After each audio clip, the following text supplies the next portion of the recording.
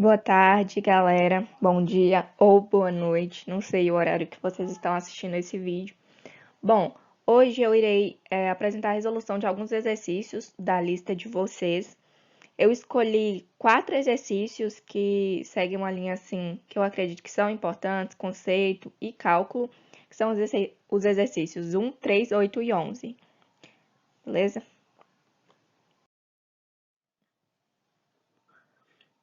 Questão 1.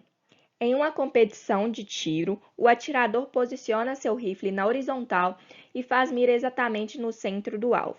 Se a distância entre o alvo e a saída do cano é de 30 metros, a velocidade de disparo do rifle é 600 metros por segundo. Qual a distância do centro do alvo que o projétil atingirá? Considere gravidade igual a 10 metros por segundo ao quadrado e despreze a resistência do ar. Bom, para ilustrar a situação, eu coloquei a origem do eixo cartesiano aqui, né? E eu coloquei o ponto de onde a bala sai, que é aqui do cano do rifle, onde está meu laser, aqui tá todo mundo enxergando. Aqui. A bala vai sair aqui e vai percorrer essa curva aqui, sabe? Meio que uma parábola aqui. E o que o exercício está querendo?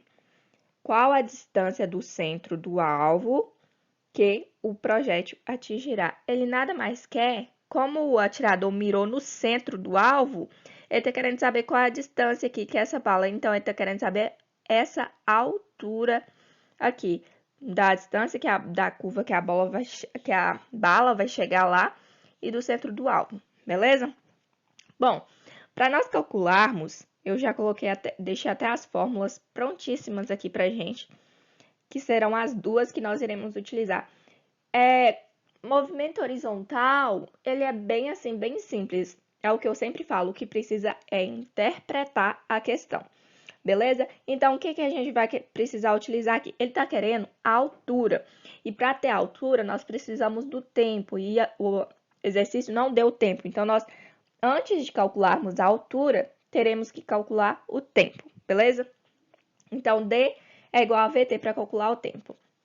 Sendo que a distância é de 30 metros, aqui, que ele nos deu, certo? E a velocidade é 600 metros por segundo, temos que T é igual a 30 metros.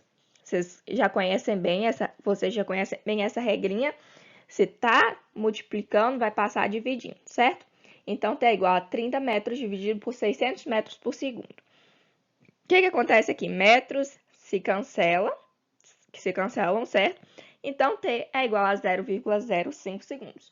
Pronto, agora para encontrar a altura, é só jogar o tempo aqui nessa fórmula. E temos que H é igual a 10 metros por segundo vezes 0,05 segundos ao quadrado dividido por 2. A altura é igual a 0,025 metros dividido por 2. Sendo assim, a altura é igual a 0,0125 metros. Só que o exercício pediu a questão em centímetros e nós já conhecemos aquela regrinha, lembra? De metros para centímetros, contamos para a direita duas casinhas decimais. 1, 2. Sendo assim, H é igual a 1,25 centímetros. E a nossa resposta é a letra E. Certo? Exercício 3. 3 pedras são atiradas horizontalmente do alto de um edifício, tendo suas trajetórias representadas a seguir. Então, aqui temos a trajetória de A, de B e C. Admitido-se a resistência do ar desprezível, é correto afirmar que, durante a queda, as pedras possuem. Então, vamos analisar aqui. Podemos resolver essa questão aqui utilizando somente os conceitos físicos. Assim, sabendo que todo lançamento horizontal componente x é igual a V0x é igual a V0, que é igual a Vx, então sabemos que Vx é constante. Sendo assim, as componentes horizontais das velocidades são constantes. A alternativa correta é a alternativa C. Certo? Exercício 8. Um pacote do correio é deixado cair de um avião que voa horizontalmente com velocidade constante. Podemos afirmar que, desprezando a resistência do ar. Outro exercício muito interessante. Porque, pessoal, além de aprender a calcular, além de só jogar na fórmula, nós precisamos interpretar o conceito disso, certo? Então, vamos imaginar uma situação real do que está acontecendo aqui. Deixa eu pegar o meu lápis aqui, minha caneta, que eu vou desenhar. Imagine que você esteja aqui, certo? Se o avião que está passando aqui em cima lança um pacote, o pacote vai ter a mesma velocidade que o avião tem inicialmente. Então, o pacote vai cair assim, certo? Como você está paradinho aqui, você vai ver essa trajetória. Então, o observador, no caso, que está no solo, verá durante a realização desse movimento, desse fenômeno, um movimento. Isso porque nota-se que ao cair, a pessoa que está aqui no chão observa o objeto indo para frente e caindo, certo? Só que o peso, ao passo que quem aqui está no avião aqui, o que vai acontecer? Como o objeto está caindo com a mesma velocidade que o avião está tendo, o que acontece? Vai parecer que ele só está caindo verticalmente, porque aqui ele vai ter a mesma velocidade, aqui vai continuar com a velocidade do avião. Quando o avião estiver aqui, o pacote vai estar aqui. Quando o avião estiver aqui, o pacote vai estar aqui, certo? E assim sucessivamente. Já que a velocidade em que ele vai para frente é a mesma que a do avião, o que gera uma visão diferenciada do movimento que é realizado.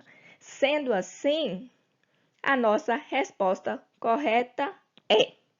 Vamos procurar aqui a nossa resposta. Um observador no solo vê um movimento horizontal e vertical do objeto, enquanto um observador no avião vê apenas um movimento vertical. Sendo assim, a nossa resposta correta é a letra E.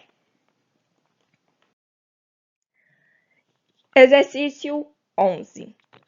Um campeonato recente de voo de precisão, os pilotos do avião deveriam atirar um saco de areia dentro de um alvo localizado no solo.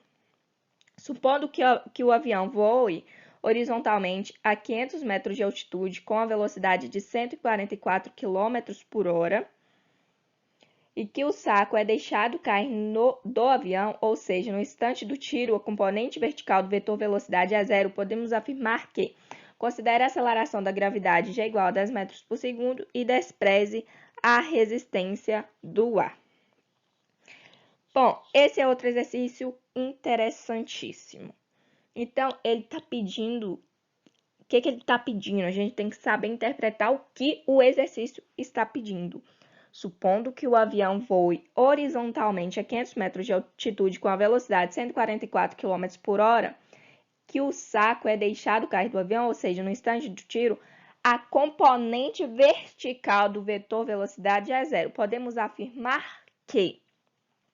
Então, ele está querendo saber em qual distância que o saco deve ser lançado para atingir o alvo, certo? Bom, é aquele negócio. Formulinhas, interpretou, joga na fórmula. E aí você acha o resultado. Para nós sabermos essa distância aqui, porque ele está querendo aqui, certo? Ele nos deu a altura. A altura aqui, 500 metros, certo? Meu Deus, horrível escrever com isso, mas tudo bem.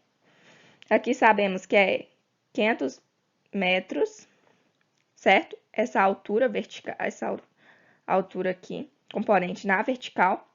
E ele está querendo saber exatamente essa distância que ele precisa lançar para o objeto fazer isso aqui, ó. Para o saco fazer isso aqui, ó. Cair aqui no alvo, certo? Então, o que a gente precisa calcular primeiro?